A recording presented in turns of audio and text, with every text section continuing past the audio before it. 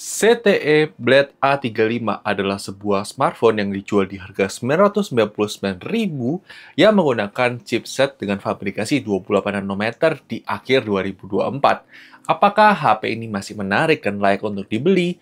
Mari kita lakukan review dari ZTE Blade A35 ini ya guys. Secara singkat, HP ini membawa spesifikasi yaitu menggunakan prosesor UniSoC SC9863A yang merupakan fabrikasi 28 nanometer, RAM 4GB yang bisa diekspansi lagi 8GB, kemudian storage 64GB bertipe eMMC. Apakah HP ini masih layak untuk dibeli? Mari kita bahas ya guys. Sebelum kita berbicara mengenai performance dari HP ini, aspek pertama yang akan kita bahas adalah dari sisi layarnya terlebih dahulu. Karena nilai jual utama dari HP ini adalah dari sisi layarnya yang 6,75 inch dengan resolusi HD+, IPS, refresh rate 90Hz. Itu adalah nilai jual utama dari HP ini. Sebenarnya secara penggunaan harian ini cukup menarik. Untuk di harga Rp999.000, dia punya 10 titik untuk multitouch-nya. Yang itu juga smooth ketika dipakai sehari-hari. Nggak ada masalah secara layar. Buat nonton YouTube bisa sampai 1080p 60fps. Kemudian untuk Netflix sayangnya masih di widescreen L3. Jadi kalian tidak bisa nonton di resolusi 720p. Tapi maksimal di resolusi HD. Dan ya itu agak disayangkan aja, tapi sebenarnya untuk penggunaan harian layarnya sebenarnya nggak terlalu ada masalah dan untuk harganya sudah termasuk bagus ya guys. Kemudian untuk sektor speaker, kualitas single speaker di HP ini termasuk cukup oke untuk kelas harganya. Kalian bisa dengarkan untuk sampel audio speakernya di video unboxing ya guys. Aspek berikutnya akan kita bahas dari sisi performance. Nah, aspek ini mungkin akan menjadi pertimbangan utama ketika kalian memutuskan untuk beli HP ini. Di mana secara prosesor UniSoC SC9863A itu memang adalah prosesor yang cukup lama dan fabrikasinya 28 nanometer yang artinya cukup boros. Dan itu juga kalau misalnya kita expect untuk penggunaan harian sebenarnya kita sudah expect agak lemot, tapi ternyata kalau digunakan untuk harian seperti buat sosial media, browsing, nonton, itu masih termasuk lumayan aman loh guys. Kita surprise banget karena menurut kita masih termasuk smooth. Dan ini menarik ya guys, ini mungkin juga karena OS-nya yang dibuat ringan oleh ZTE, dan ini juga sudah menggunakan Android 14 versi reguler, bukan Go Edition. Itu menarik banget. Secara performance untuk harian sebenarnya tidak terlalu ada masalah. Secara benchmark, Antutu sayangnya kita tidak bisa mendapatkan skor Antutunya. Karena apa? Karena kita sudah coba tes ya, sampai lebih dari 18 jam benchmark itu jalan, itu belum selesai, dan sudah 3-4 kali not responding. Yang artinya, HP ini memang kayaknya nggak cocok untuk di benchmark Antutu ya guys. Itu Antutu versi terbaru.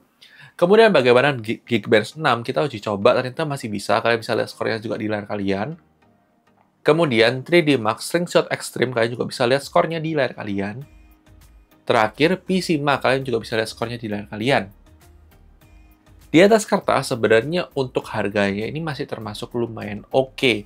Bukan yang jelek-jelek parah ya guys, tapi masih termasuk cukup smooth untuk penggunaan harian.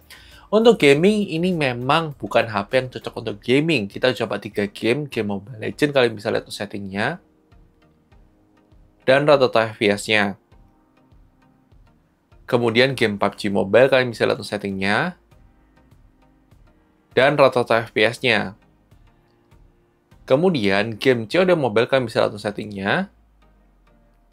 Dan rata-rata FPS-nya. Berdasarkan hasil tes gaming tadi, kita bisa lihat bahwa HP ini tidak ditujukan untuk gaming ya guys.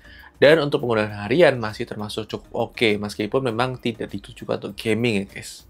Kemudian dari sisi kamera menurut kita ini termasuk cukupan saja untuk kelas harganya. Bukan yang terbaik, tapi masih termasuk lumayan oke lah guys, masih bisa cukup diterima untuk kelas harganya. Kalian bisa lihat sampel foto maupun videonya setelah ini ya guys.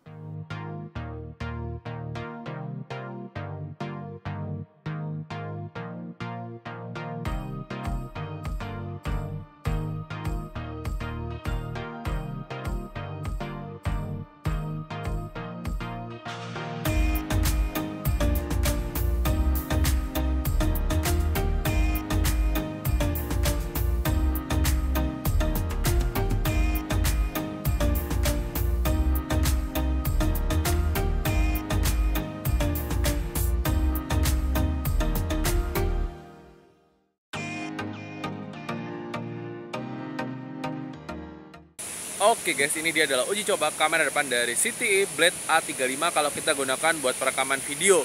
Kurang lebih seperti ini untuk kualitas kamera depannya. Gimana, mungkin apakah bagus atau tidak? Silahkan tulis di kolom komentar ya guys. Oke guys, ini dia adalah sampel kamera belakang dari CTE Blade A35 kalau kita gunakan buat perekaman video. Secara kualitas sebenarnya termasuk lumayan bagus lah guys untuk kelas harganya. Memang untuk terangnya masih kurang terang, tapi ya oke lah guys, ini dynamic range-nya masih dapat, langitnya masih dapat. Dan termasuk oke lah, tapi gimana mau kalian? Silahkan tulis di kolom komentar. Oke guys, ini dia adalah sampel perekaman kamera depan dari CTE Blade A35 kalau kita gunakan dalam kondisi low light atau extreme low light, kurang lebih seperti ini. Ini kualitasnya masih termasuk bagus untuk kelas harganya, tapi gimana mau kalian? Silahkan tulis di kolom komentar. Oke, ini ada sampel kamera belakang dari CTE Blade A35 kalau dalam kondisi extreme low light ya. Ini termasuk ya oke lah untuk kelas harganya guys.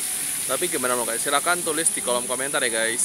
Kemudian dari sisi baterai 5000 mAh-nya ini memang terasa sangat boros. Kenapa seperti itu? Karena fabrikasinya yang 28 nanometer prosesornya itu jadi boros banget. Sehari bisa 2-3 kali charge tergantung pemakaian kalian. Ditambah lagi chargingnya hanya 5 watt, itu butuh waktu 3,5 jam untuk full charge.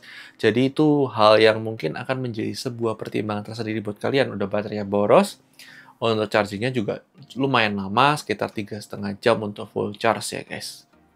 Kemudian di sisi security sendiri, HP ini hanya dibekali oleh Face Unlock, yang mungkin akan menjadi pertimbangan buat sebagian orang. Maunya ada fingerprint, bisa jadi di kelas harga ini ada, bisa jadi tidak ada. Itu sebenarnya masih wajar untuk kelas harganya guys.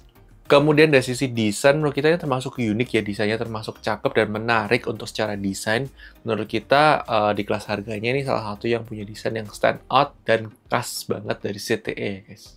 Kemudian dari slot SIM card sendiri, HP ini sudah dibekali oleh slot SIM card dual SIM card plus microSD slot, jadi sudah pasti aman banget buat kalian yang butuh dual SIM card plus microSD ya guys. Kemudian untuk aplikasi zoom sendiri, HP ini masih belum support virtual background zoom yang memang wajar, sangat wajar banget untuk kelas harganya.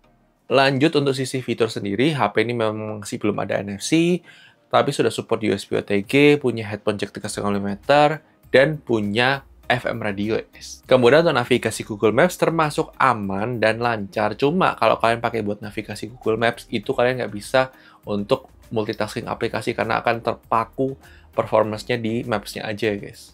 Kemudian ada hal penting yang perlu kalian ketahui ketika ngambil HP ini, di mana yang pertama, WiFi dari HP ini itu termasuk lambat sisi penangkapannya guys, karena cuma WiFi 4 dan belum support WiFi 5. Jadi itu akan agak lambat buat download aplikasi atau buat download data, itu agak lambat. Kemudian juga HP ini tidak punya fitur split screen. Jadi ya memang untuk harga segini dengan performance yang ditawarkan itu memang tidak layak untuk split screen. Tapi ya itu kalian perlu tahu ketika kalian beli HP ini ya guys. Kemudian untuk software sendiri, HP ini sudah menggunakan Android 14, tapi sayangnya kita tidak mendapatkan informasi jaminan update software-nya akan berapa lama. Tapi menurut kita untuk harga segini, itu memang wajar banget kalau tidak ada jaminan update ya guys, karena untuk harga segini itu sudah nekan budget banget ya guys. Kesimpulannya, untuk CTE Blade A35 ini menurut kita itu cocoknya buat kalian yang memang punya budget sangat terbatas di bawah 1 juta rupiah dan kalian cuma butuh buat penggunaan sehari-hari, sosial media, browsing, hanya penggunaan ringan. Mungkin kalaupun terpaksa dipakai buat ojol pun, ini masih bisa dibeli dan layak untuk dibeli. Tapi kalau misalnya kalian mau mendapatkan experience performance HP yang jauh lebih baik, ada baiknya kalian menambah beberapa ratus ribu lagi, kalian akan mendapatkan varian produk yang lebih banyak dan lebih variatif dan kalian bisa mendapatkan hasil yang lebih bagus daripada HP ini. Tapi sekali lagi, ini adalah pendapat dari review gadget. Mungkin bisa berbeda dengan pendapat kalian, tidak masalah, silakan tulis pendapat kalian komentar. Dan jangan lupa like video kalau suka, dislike aja kalau nggak suka, dan sampai ketemu di video selanjutnya guys. Oke guys, bye-bye!